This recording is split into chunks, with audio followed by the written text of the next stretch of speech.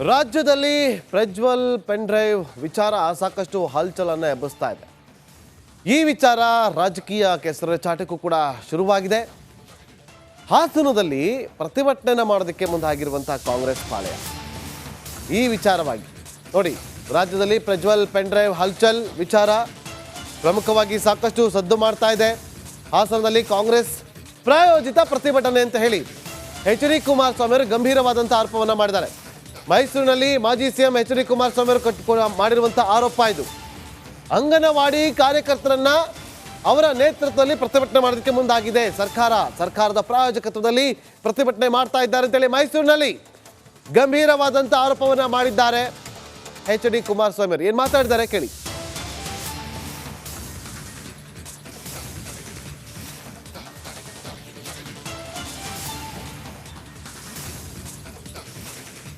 ಇದು ಹಾಸನದ ಪ್ರಕರಣ ಏನಿದೆ, ಅಲ್ಲಿ ಕೆಲವು ಸಂಘ ಸಂಸ್ಥೆಗಳ ಹೆಸರಿನಲ್ಲಿ ಅದು ಸ್ಪಾನ್ಸರ್ಡ್ ಬೈ ಡಿ.ಕೆ. ಶಿವಕುಮಾರೋ ಇಲ್ಲ ಸಿದ್ದರಾಮಯ್ಯನವರೋ ಗೊತ್ತಿಲ್ಲ ನನಗೆ. ಸರ್ಕಾರದ ಸ್ಪಾನ್ಸರ್ನಲ್ಲೇ ನಡೀತಾ ಇರತಕ್ಕಂಥದ್ದು. ಏನೋ 30ನೇ ತಾರೀಕು ಅಲ್ಲೇನೋ ಪ್ರತಿಭಟನೆ ಮಾಡ್ತಾರಂತೆ.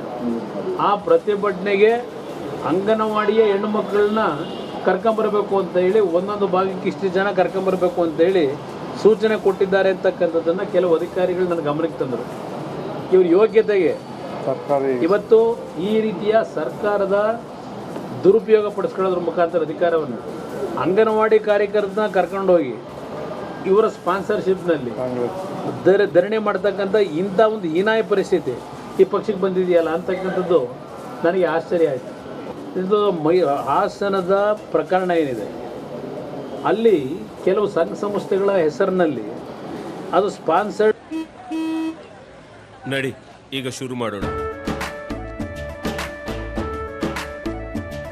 ಕೇಸರಿಯಿಂದ ಮನೋಲ್ಲಾಸ ಮನಸ್ಸು ಮತ್ತೇರಿ ಕುಣಿದಾಡಿದೆ ನೋಡು, ಮನಸ್ಸು ಮತ್ತೇರಿ ಕುಣಿದಾಡಿದೆ ನೋಡು. ಕ್ಷಣ ಕ್ಷಣವೂ ಆಚರಿಸಿ ಕೇಸರಿ ಹಬ್ಬ. ವಿಮಲ್ ಬಾಯಲ್ಲಿ ಹೇಳಿ ಕೇಸರಿ. ಬೈ ಡಿ.ಕೆ. ಶಿವಕುಮಾರೋ ಇಲ್ಲ ಸಿದ್ದರಾಮಯ್ಯನವರೋ ಗೊತ್ತಿಲ್ಲ ನನಗೆ. ಸರ್ಕಾರದ ಸ್ಪಾನ್ಸರ್ನಲ್ಲೇ ನಡೀತಾ. ಎಚ್.ಡಿ. ಕುಮಾರಸ್ವಾಮಿ ಅವರು ಮಾಡಿರುವಂತಹ ಗಂಭೀರ ಆರೋಪ ಬಾಂಬ್ ಅನ್ನು ಸಿಡಿಸಿದ್ದಾರೆ. ಹಾಸನದಲ್ಲಿ ಮುಂದಿನ ದಿನದಲ್ಲಿ ಪ್ರತಿಭಟನೆ ಮಾಡೋದಕ್ಕೆ ಪ್ಲಾನ್ ಮಾಡಿಕೊಂಡಿದ್ದಾರೆ. ಅದು ಕಾಂಗ್ರೆಸ್ ಸ್ಪಾನ್ಸರ್ಡ್ ಪ್ರೊಟೆಸ್ಟ್ ಅಂತ ಹೇಳಿ ಈಗ ಆರೋಪವನ್ನು ಮಾಡಿದ್ದಾರೆ. ಅದು ಕಾಂಗ್ರೆಸ್ ಅಲ್ಲ, ಸರ್ಕಾರದ ಸ್ಪಾನ್ಸರ್ಡ್ ಪ್ರತಿಭಟನೆ ಅಂತ ಹೇಳಿ ಈಗ ಬಾಂಬ್ ಸಿಡಿಸಿದ್ದಾರೆ. ನೋಡಬೇಕು ಇದು ಯಾವ ರೀತಿಯಾಗಿ ಟರ್ನ್ ತಗೊಳ್ಕೊಳ್ಳುತ್ತೆ ಅಂತೇಳಿ.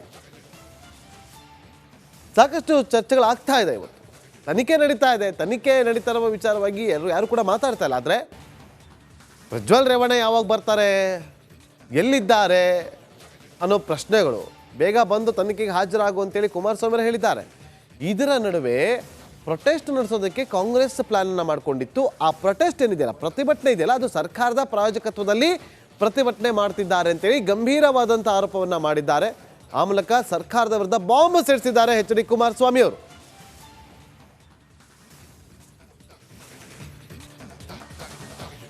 ಇವತ್ತು ಈ ರೀತಿಯ ಸರ್ಕಾರದ ದುರುಪಯೋಗ ಪಡಿಸ್ಕೊಳ್ಳೋದ್ರ ಮುಖಾಂತರ ಅಧಿಕಾರವನ್ನು ಅಂಗನವಾಡಿ ಕಾರ್ಯಕರ್ತನ ಕರ್ಕೊಂಡೋಗಿ ಇವರ ಸ್ಪಾನ್ಸರ್ಶಿಪ್ನಲ್ಲಿ ಧರಣಿ ಮಾಡ್ತಕ್ಕಂಥ ಇಂಥ ಒಂದು ಹೀನಾಯ ಪರಿಸ್ಥಿತಿ ಈ ಪಕ್ಷಕ್ಕೆ ಬಂದಿದೆಯಲ್ಲ ಅಂತಕ್ಕಂಥದ್ದು ನನಗೆ ಆಶ್ಚರ್ಯ ಆಯಿತು.